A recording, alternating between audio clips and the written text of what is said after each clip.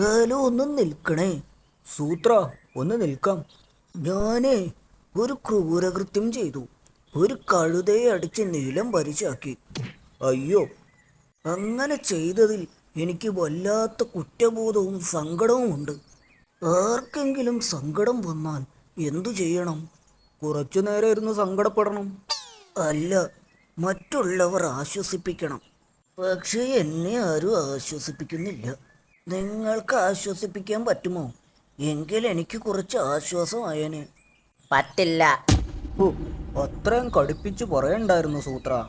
പിന്നെ അടിച്ച് നിലം പരിശാക്കുന്നവരെ ആശ്വസിപ്പിക്കണം അത്ര. അങ്ങേരെ കണ്ടാലേ അറിയാം ഒരു ഗുലുമാല് കേസാണെന്ന്. ഓരോരോ ഗുലുമാല് വരുമ്പോഴല്ലേ സൂത്ര ആശ്വസിപ്പിക്കേണ്ടത്.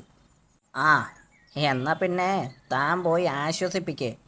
ഏ, ഞാനോ? ഞാൻ പോട്ടെ? ആ, പോയി നോക്ക്. അങ്ങേരെ ആശ്വസിപ്പിച്ചാലല്ലേ തനിക്ക് ആശ്വാസം കിട്ടൂ. ചേട്ടൻ എന്നെ ഒന്ന് ആശ്വസിപ്പിക്കാമോ?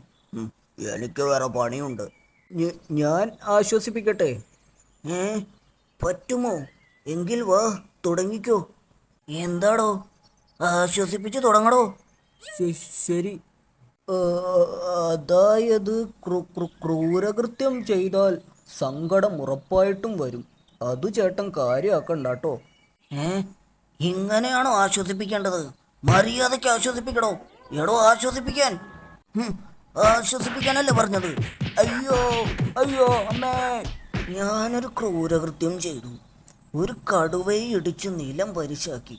ചേട്ടൻ എന്നെ ഒന്ന് ആശ്വസിപ്പിക്കാമോ? ശരി.